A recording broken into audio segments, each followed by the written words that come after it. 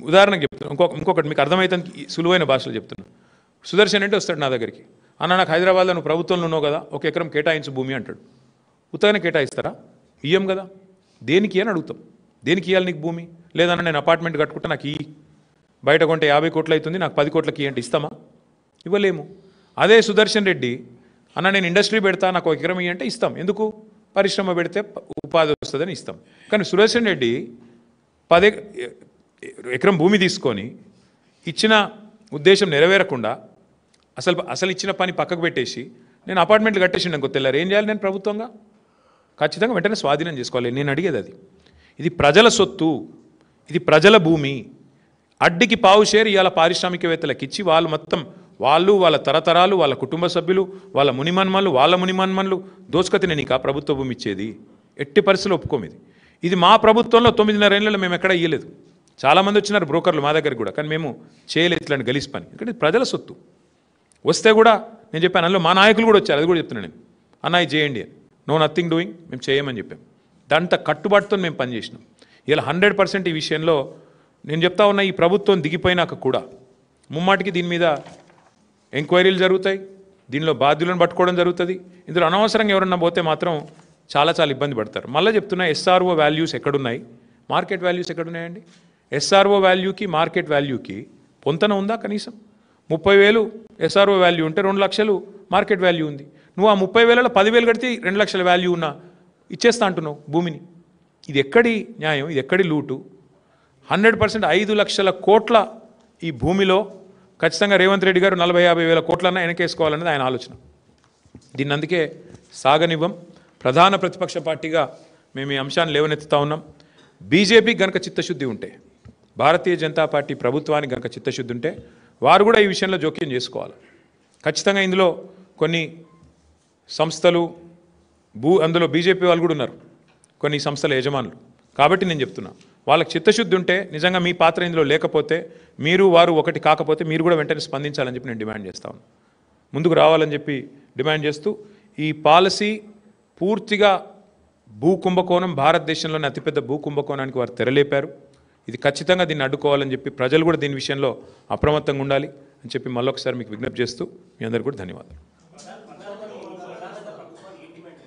ప్రభుత్వాన్ని మేము చెప్పేది ఏమంటే, మీరిగిన ల్యాండ్స్ ఫస్ట్ పాయింట్, మీరు ఇది పేదల భూములు, ప్రజల భూములు అయితే 50% వెనక్కి తీసుకోండి, లేదా 100% వెనక్కి తీసుకోండి. అదొక ఆప్షన్ నెంబర్ 1. ఎందుకంటే భూములు ఇచ్చేది పారిశ్రామికీకరణ కోసం. ఆ ఉద్దేశం ఒకవేళ నెరవేరకపోతే ప్రభుత్వం తిరిగి స్వాధీనం చేసుకోవచ్చు. నెంబర్ 1. ఆ భూముల్లో స్వాధీనం చేసుకున్న భూముల్లో ఇండ్లు కట్టండి, స్వాధీనం చేసుకున్న భూముల్లో పార్కులు కట్టండి, ప్రజలకు ఉపయోగపడే అవసరం ఉండే పనులు చేయండి, ప్రజా ఉపయోగకరమైన పనులు చేయండి. నెంబర్ 1. లేదా ఆదాయమే మీ ప్రాధాన్యత అయితే మీరు తప్పకుండా మార్కెట్లో ఆక్షన్ చేయండి, స్వాధీనం చేసుకోండి. నేను ఇంకొక చిన్న మాట అడుగుతాను, మీరు ఒకసారి ఇది అర్థం చేసుకుంటే మీకు తెలుస్తుంది. ఇప్పుడు మీకు భూమి ఉంది బ్రదర్ ఈ ఇండస్ట్రియల్ ఎస్టేట్లో, మీరేమంటున్నారు ప్రభుత్వంతో? మార్కెట్లో 2 లక్షల గజం ఉన్నా నాకు మీరు రేవంత్ రెడ్డి గారు నేను మీకు ఏదో ఇస్తాను కాబట్టి నాకు 30,000కో 25,000కో ఇచ్చేయమని మీరు అడుగుతున్నారు. నేను అంటాను, మరి అదే పైసలకు ప్రభుత్వం తీసుకోవచ్చు కదా, అదే 25,000కు నువ్వు నాకు ఇస్తావా? నువ్వు నాకు గడతానంటున్న 25,000 పర్ గజం ప్రభుత్వం తీసుకుంటా అంటే నువ్వు ఇస్తావా? ఇవ్వవు కదా. మరి అట్లాంటప్పుడు ప్రభుత్వానికి ప్రజలకి ఇది దోపిడీ కాకపోతే ఏంది ఇది? అందుకే నేను అనేది రెండో పాయింట్ ఏంటంటే, మరి నిజంగానే ప్రభుత్వమే స్వాధీనం చేసుకుని అవసరమైతే బహిరంగ మార్కెట్లో ఆక్షన్ పెట్టండి. రెండోది. లేదు మూడోది, బాంబే తరహాలో 50% వెనకకి తీసుకోండి, 50% వాళ్ళకి ఇవ్వండి. ఇచ్చి దానిలో కూడా 100% కట్టాలి రిజిస్ట్రేషన్ ఛార్జ్. ఈ 30%, 20% ఈ గీసి బేరాలాడు అలా దాని వెనకాల తెర వెనక ఏదో జరుగుతున్నట్టుగానే అర్థం చేసుకోవాల్సి వస్తుంది. ఇంకోటి, ఇది మా ప్రభుత్వం తెచ్చిన చట్టం ఇది. ఇంకో this is a bill that was brought by Telangana Legislative Assembly on 2022లో తెచ్చాం ఈ బిల్లు. అజామాబాద్ ఇండస్ట్రియల్ ఏరియాకి సంబంధించిన బిల్ ఇది. ఇందులో స్పష్టంగా బిల్లో ఉంది, ఇది చట్టం ఆల్రెడీ ఉంది. సో ఈ చట్టాన్ని తుంగలో దొక్కుతున్నాడు ఇప్పుడు రేవంత్ రెడ్డి. ఈ చట్టాన్ని రద్దు చేయకుండా, ఈ చట్టాన్ని మళ్ళీ అసెంబ్లీలో చర్చకు పెట్టకుండా కేవలం క్యాబినెట్లో పెట్టి కొట్టేస్తా అంటే కుదరదు. చట్టం ఉంది ఆల్రెడీ, దీని మీద మేము కోర్టుకు పోవచ్చు, ఎవరైనా పోవచ్చు, మేమే కాదు. ఇది ప్రజల సొమ్ము, మా సొమ్ము కాదు, రేవంత్ రెడ్డి సొమ్ము కాదు. ప్రజల సొమ్మును ఈ రకంగా దోపిడీ చేస్తే ఖచ్చితంగా కొట్లాడాల్సి వస్తుంది. ఇందులో మేము స్పష్టంగా పెట్టాము, ఆజామాబాద్లో ఒరిజినల్ అలాటీ చేతిలో ఉంటే మీరు బిల్ చూసుకోవచ్చు, కావాలంటే కాపీస్ ఇస్తాను. ఒరిజినల్ అలాటీ చేతిలో ఉంటే 100% రిజిస్ట్రేషన్ కట్టాలి. అలాటీ ఆయన కాకుండా ఎవరికైనా చేతులు మారితే 200% కట్టాలి. రిజిస్ట్రేషన్ వాల్యూకి, ఎస్ఆర్ఓ వాల్యూకి. ఇది మేము పెట్టిన కండిషన్. నువ్వేమంటున్నావు? కాదు 30% కడితే చాలు ఎస్ఆర్ఓ వాల్యూలో. So it is outright loot, it is an outright scam, probably one of the biggest land scams in India. So therefore we oppose it. చట్టం తన పని తాను చేసుకొని పోతుంది, చేసుకొని పోనివ్వండి, మాకు అభ్యంతరం.